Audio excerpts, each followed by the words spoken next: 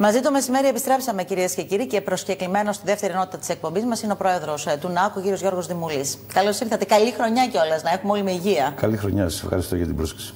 Εγώ που ανταποκριθήκατε. Και τώρα είμαστε και πολύ κοντά να πούμε ότι μιλάμε και για διακρίσεις.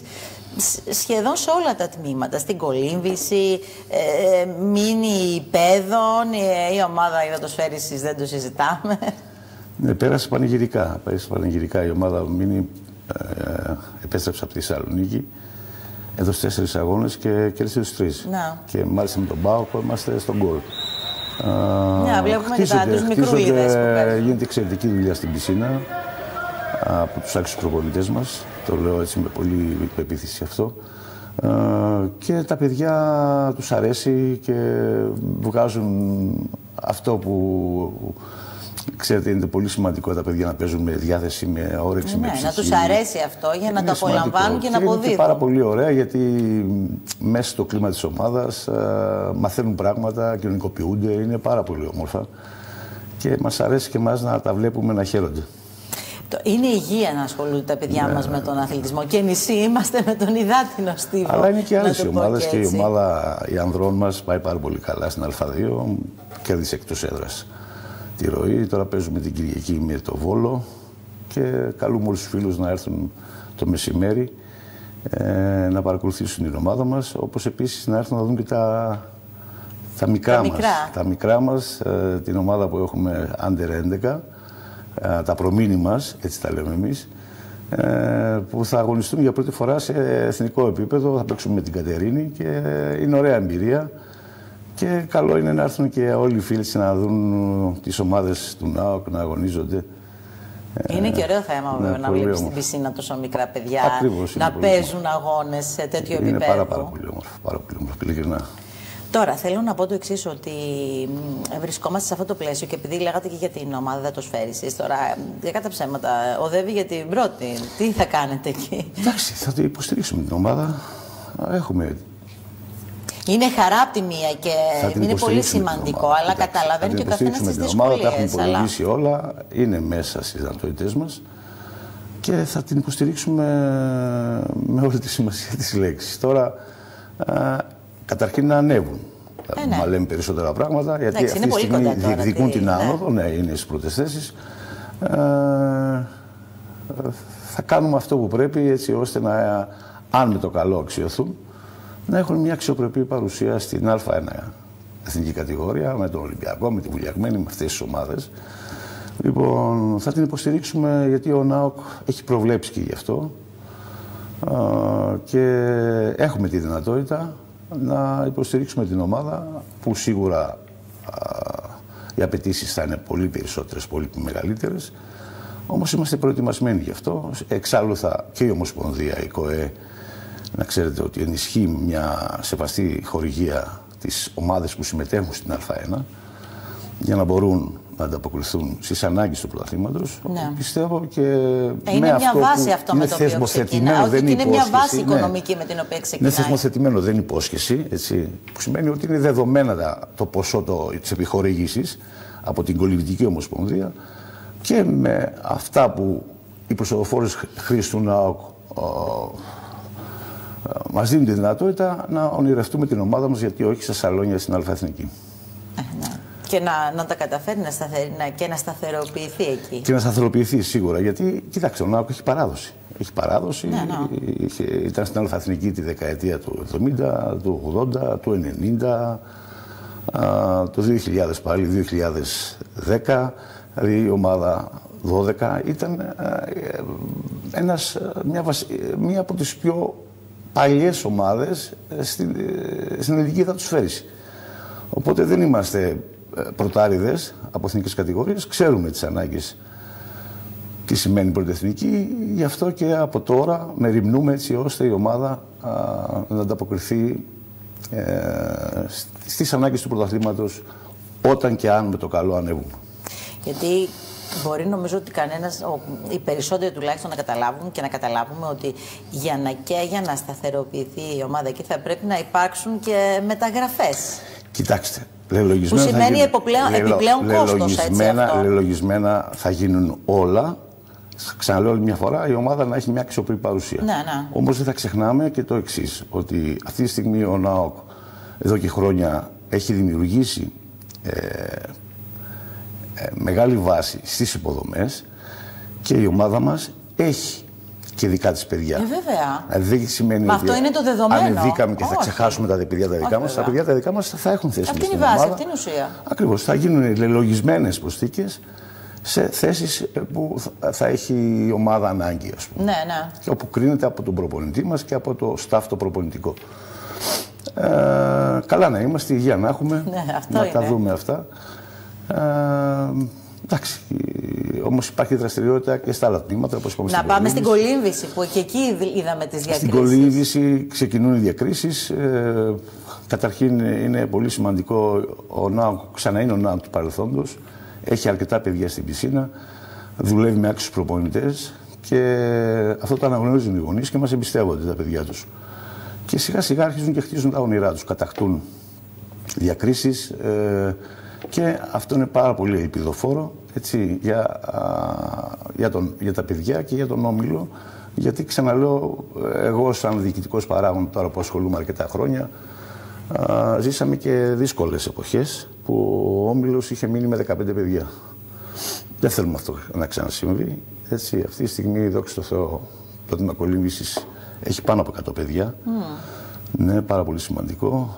Έχει άξιους προπονητές σε όλες τις βαθμίδες μέσα της κατηγορίας και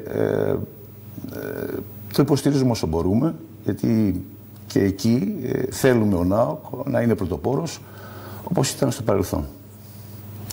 Πάντως σε αυτό το πλαίσιο έχει ανέβει λόγω και των επιδόσεων ψηλά ο πύχης, κύριε Δημούλη. Ναι, έχει ανέβει πάρα πολύ, γιατί τα παιδιά, ξαναλέω μια φορά, κατακτούν σκαλί-σκαλί τα όνειρά τους και είναι πολύ σημαντικό αυτό, γιατί αν ξέρετε, στον αθλητισμό οι μικρότερες ηλικίες, να ξέρετε, ακολουθούν τις επιτυχίες των παιδιών.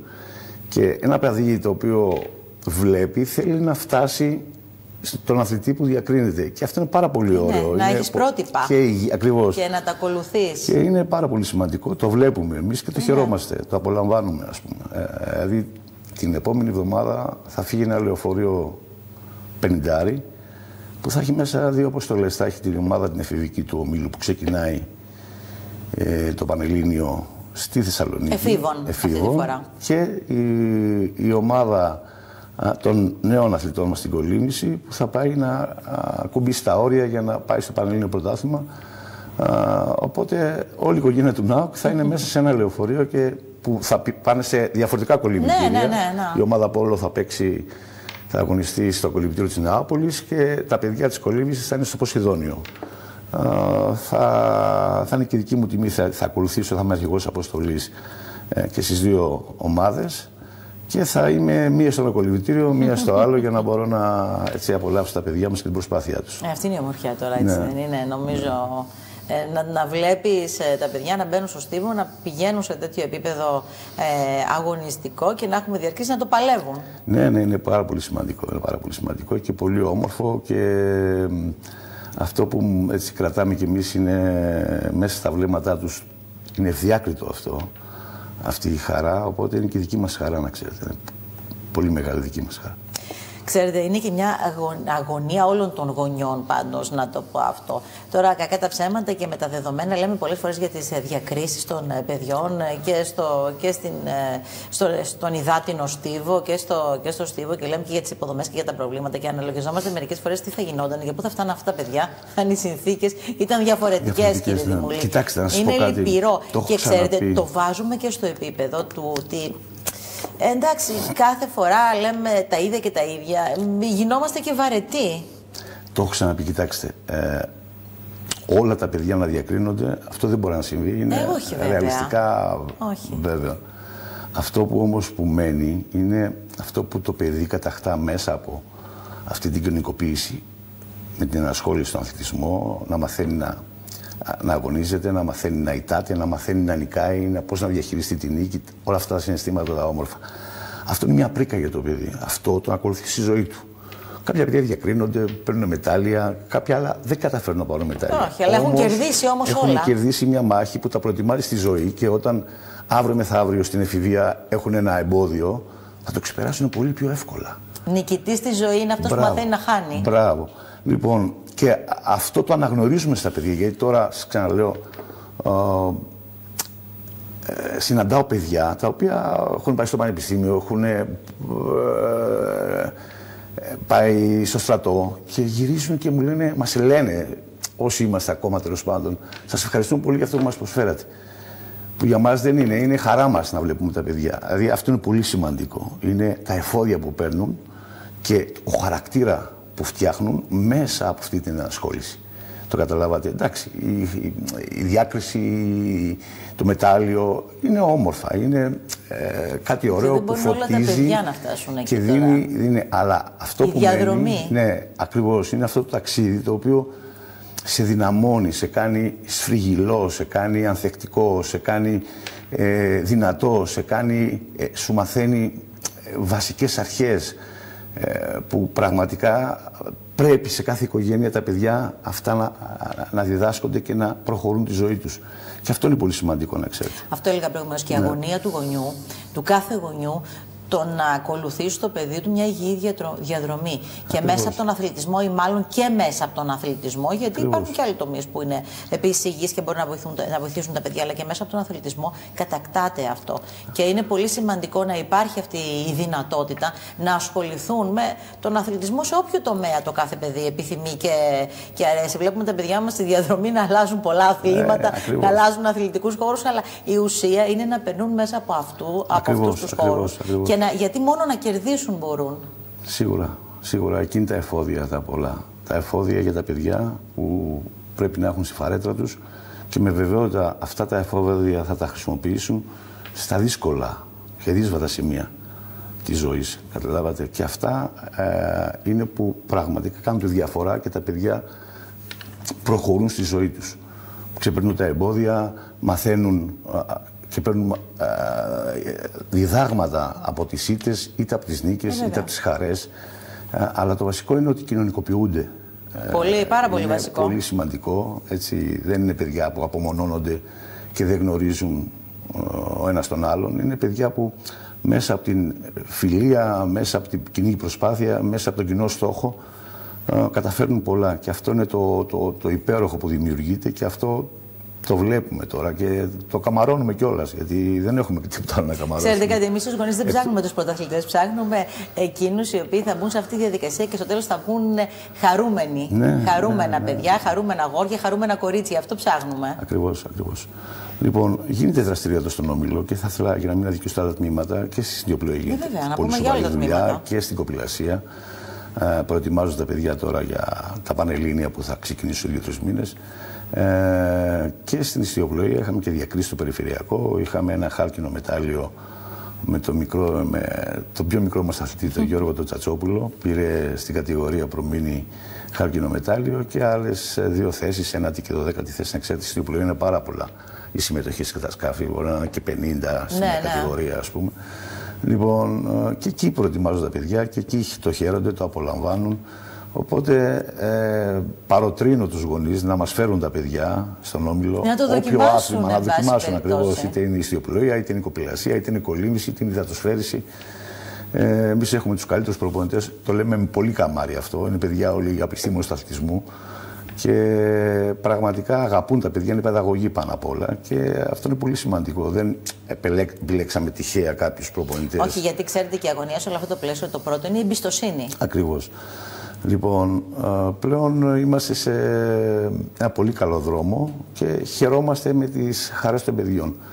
Τώρα, αν ολοκληρωθεί και αυτό το όνειρο από όλες αυτές τις γενιές που περάσαν από τον Όμιλο, από τις διοικήσεις, που είναι η απελευθέρωση του Ομίλου και φυσικά να εκλείψει ο φόβος ότι κάποια στιγμή, γιατί ήταν στην περιραίουσα ότι πιθανόν να φύγει ο Όμιλος με τις καταστάσεις του, νομίζω ότι αυτό εκφράστηκε και στην πίτα, η οποία ήταν και μια πίτα επαιτειακή, μας τίμησαν οι αρχές και εκεί επικράτησε πραγματικά έτσι και το χαρήκαμε. Όλοι είπαν ότι ο ΝΑΟΚ θα προστατευτεί, πρέπει να προστατευτεί σε οποιαδήποτε μεταβολή. Και στην πράξη όμως. Και στην πράξη ακριβώς. Ότι δεν θα κινδυνεύσει και με το να φύγει από τις ιστορικές του εγκαταστάσεις. Ξέρετε, αυτό μέχρι ένα σημείο δεν το είχαμε καθόλου στο πλάνο όμως. Για να είμαστε. Το ότι έχει καθυστερήσει πολύ, έχει καθυστερήσει πάρα πολύ. Αυτή είναι η πραγματικότητα. Όμως εμείς αισιοδοξούμε και δεν στεκόμαστε με τα χέρια σταυρωμένα. Δεν μπορώ να σου πω τη συνέχεια. Καταλαβαίνω ότι έχετε κάποια χαρτιά τα οποία θέλετε να τα διεκδικήσετε σε ένα πλαίσιο που σας δίνει τη δυνατότητα. Ο ΝΑΟΚ να είναι στην καταστάση του και να συνεχίσει το γυναικές να είναι στην καταστάση του, γιατί προσφέρει στην κυριακή κοινωνία. Είμαστε από τα ιστορικότερα αναθλητικά σωματεία στην Ελλάδα. Αυτή τη στιγμή που μιλάμε, σήμερα που μιλάμε, στις εγκαταστάσεις του ομίλου και στο κολυμβητήριο είναι πάνω από 300 παιδιά. Πάνω από 300 παιδιά. Λοιπόν, μόνο αυτός ο αριθμός τα λέει όλα. Δεν χρειάζεται να πούμε περισσότερα. Λοιπόν, και έχουμε μια ιστορική διαδρομή πάνω από 90 χρόνια, 1935, με συνεχή δράση, μόνο το μεσοδιάστημα του Δευτέρου Παγκοσμίου Πολέμου, που εκεί ουσιαστικά δεν είχαμε δραστηριότητα αθλητική, όπως γνωρίζετε. Ήταν ο πόλεμος, ήταν η κατοχή κτλ. Όμως από το 1950 και μετά, που φτιάχτηκαν οι εγκαταστάσεις, που φτιάχτηκε το ιστορικό μας κολυμβητήριο, ο ΝΑΟΚ είναι συνεχώς μέσα στη δραστηριότητα, με σπουδαίους αθλητές, με σπουδαίους κοπηλάτες, ιστιοπλώους, κολυμβητές, υδατοσφαιριστές. Έχουμε μεγάλη ιστορία. Δηλαδή, ο Σπύρος Γενιώτης της Ολυμπιονίκης, παιδί του ΝΑΟΚ. Έμαθε να κολυμπάει στα νερά του ΝΑΟΚ, στις εγκαταστάσεις μας. Λοιπόν, 13 χρόνια ήταν αθλητής του ΝΑΟΚ. Μετά έφυγαν και τα φτερά του και φυσικά ο Όμιλος τον όθησε να φύγει για να ζήσει το όνειρό του. Και το ζήσε και μας έκανε όλους κάποια στιγμή περήφανους πραγματικά. Θέλω να σου πω ότι έχει μεγάλη ιστορία. Το θυμάμαι ως μικρό παιδάκι να πέφτει για το σταυρό κάτω εκεί. Ναι. Στον αγιασμό των υδάτων. Εγώ τον θυμάμαι που. Πιο μεγάλος από το Σπύρο. Που τον έφεραν οι γονείς του και πλατσούριζε εκεί στα νερά για να μάθει κολύμπι 4-5 χρονών. Λοιπόν, ο ΝΑΟΚ είναι η ιστορία του αθλητισμού στην Ελλάδα, όχι μόνο στην Κέρκυρα. Είναι ιδρυτικό μέλος σε όλες τις Ολυμπιακές Ομοσπονδίες. Η Κοπηλευτική Ομοσπονδία, η Ιστιοπλοϊκή Ομοσπονδία, η Κολυμβητική. Ο ΝΑΟΚ είναι από τα ιδρυτικά μέλη αυτών των ομοσπονδιών. Όπως επίσης και μία μη Ολυμπιακή, την Εουδανταρκτική Αλία. Δηλαδή, είναι ένα σωματείο το οποίο προσφέρει στο νησί και θα συνεχίσει να προσφέρει, θέλω να πιστεύω. Έχει βαθιές ρίζες, πολύ βαθιές ρίζες. Λοιπόν, και η κοινή μας αγωνία είναι να δούμε κάποια στιγμή να εκλείπει αυτός ο φόβος ότι μην χάσουμε τις εγκαταστάσεις μας, μην χάσουμε το χώρο μας. Λοιπόν, κάτι που θεωρείται αυτονόητο πλέον με τα δεδομένα αυτά. Το λέω αυτονόητο γιατί είναι απόλυτα συνυφασμένος και ταυτισμένος. Για μας είναι αυτονόητο. Δυστυχώς για άλλους, δεν είναι για όλους αυτονόητο, αλλά είναι απόλυτα ταυτισμένος με το χώρο, με όλα. Ναι, εντάξει. Τέλος πάντων, πιστεύω όμως τώρα πάμε πολύ μεθοδικά, προσέχουμε πολύ και όχι μόνο. Είδα και κάτι που με χαροποίησε, την ομοθυμία όλων των αρχών που ήταν και στην πίτα μας. Έτσι, σε αυτή την κοινή προσπάθεια πιστεύω ότι θα είναι αρρωγοί και οι βουλευτές μας και ο Υπουργός και ο Δήμαρχος, ο οποίος μας έκανε την τιμή και πολλοί από τις άλλες παρατάξεις. Ήταν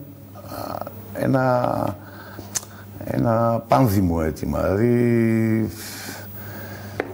μόνο που κανείς δεν διαφώνησε με αυτό και πιστεύω. Αλλά επιμένουν να το αποδείξουν και στην πράξη. Να το δούμε όμως κάποια στιγμή να γίνεται, έτσι ώστε να συνεχίσει ο ΝΑΟΚ να προσφέρει στην κυριακή κοινωνία. Ποιοι είναι οι στόχοι που έχετε βάλει για το 2025? Κάθε καινούργια χρονιά δημιουργεί και προσδοκίες. Το καινούργιο είναι αυτό. Κοιτάξτε, οι στόχοι μας είναι να συνεχίσει αυτό το ταξίδι ο ΝΑΟΚ, να χαίρονται τα παιδιά αυτό που κάνουν, εντάξει, και όταν βάζουν στόχους, να τους πετυχαίνουν τα παιδιά. Γιατί υπάρχουν παιδιά τα οποία βάζουν υψηλούς στόχους, θέλουν να διακρίσει την εθνική ομάδα, να μπουν στην εθνική ομάδα και να πετύχουν σε όλα τα αθλήματα. Αυτό εμείς το υποστηρίζουμε, αυτό που μπορούμε. Έτσι. Και πιστεύω ότι μπορούν να το πετύχουν πολλά παιδιά σε όλα αυτά τα αθλήματα που υπηρετεί ο Όμιλος. Να έχουμε υγεία βασικό, να μην... Και πιστεύω, δεν μπορώ να πω περισσότερα γιατί σέβομαι και την καταστατική μας διάταξη. Εμείς έχουμε εκλογές σε περίπου ένα μήνα. Οπότε θα προκύψει μια νέα διοίκηση. Από ό,τι διαβλέπω, οι ίδιοι θα είμαστε. Επιθυμείτε την ανανέωση της θητείας σας? Ναι, τουλάχιστον μέχρι να απελευθερωθεί ο Όμιλος και να μέχρι να ολοκληρωθεί ένας στόχος που έχετε βάλει, από ό,τι καταλαβαίνω. Ναι. Τουλάχιστον από μένα, εγώ θα ανανεώσω. Θα είμαι υποψήφιος, γιατί είναι ξεχωριστά τα μέλη. Ναι, είναι ξεχωριστά ο πρόεδρος. Μέχρι στιγμής κάποιος δεν είχε εκφράσει την επιθυμία αυτή. Αλλά όπως και να έχει, δημοκρατία έχουμε. Ναι. Τα μέλη θα αποφασίσουν, όπως προβλέπει η καταστατικά. Και πιστεύω ότι η νέα διοίκηση που θα προκύψει, γιατί θα έχουμε προσθήκες κάποιων τέλος πάντων, θα οριοθετήσει και τους στόχους οι οποίοι και θα ανακοινωθούν. Δεν μπορώ να λέω από τώρα τους στόχους όταν πιθανόν και να μην είμαστε εμείς, να είναι κάποιοι άλλοι, ας πούμε. Οπότε να περιμένουμε και η νέα διοίκηση που θα προκύψει συγγνώμη, σε περίπου λιγότερο από ένα μήνα να μπορεί να ανακοινώσει και τους στόχους της επόμενης της χρονιάς που ήδη βιώνουμε. Ξέρετε, όπως και να το κάνουμε όμως, ωστόσο όλα αυτά έχουν συνέχεια και θα πρέπει να έχουν συνέχεια σε ένα πλαίσιο ανεξαρτήτου εξελίξεων διοικητικών αλλαγών που μπορεί να έλθουν, μπορεί και να μην έρθουν. Θέλω να πω ότι όταν έχεις χαράξει μια γραμμή θα πρέπει αυτή να ακολουθείτε. Δεν μπορεί να υπάρχει συνέχεια σε όλο αυτό. Συμφωνώ και αυτό θα είναι τουλάχιστον η δική μου παρένεση σε όποιον μπει στο Συμβούλιο και αξιωθεί, να συνεχίσει ο Όμιλος σε αυτό το δρόμο, να μην φεύγουμε πάνω από τα όρια μας και να δίνουμε χαρά στα παιδιά μας. Αυτό είναι πολύ σημαντικό. Και εμείς να αισθανόμαστε σίγουροι και ασφάλεια που τα παιδιά μας κάνουν κάτι όμορφο, κάτι που τους αρέσει και είναι και μια υγιής δράση. Δεν έχουμε τίποτα άλλο να ξέρετε. Αυτή είναι και η δική μας χαρά. Δηλαδή εγώ θα μπορούσα, τι να σας πω τώρα, αξιώθηκα και είμαι στο Συμβούλιο 13 χρόνια. Είναι πολλά. Πιστεύω ότι μέσα στην επόμενη θητεία να αξιωθώ, να έχω βρει και τουλάχιστον να νιώσω κι εγώ καλά ότι παραδίδει τον Όμιλο σε καλά και στέρεα χέρια. Βρισκόμενο σε ένα ασφαλές περιβάλλον και πλαίσιο. Γιατί τις εξελίξεις ίσως να το έκανα αν τα πράγματα είχαν αλλιώς εξελιχθεί. Όμως τώρα θα καθίσω να παλέψω γιατί είμαστε στην τελική ευθεία. Δεν μπορώ να σας πω περισσότερα. Είμαστε στην τελική ευθεία και πιστεύω ότι θα τα καταφέρουμε. Έχω αυτή την αίσθηση και μου βγαίνει. Ναι. Να το δούμε. Λοιπόν, να σας ευχαριστήσω θερμά. Καλή επιτυχία στους αγώνες που έχουμε μέσα στο Σαββατοκύριακο και εδώ είμαστε να τα ξαναπούμε. Ευχαριστώ που ήρθατε.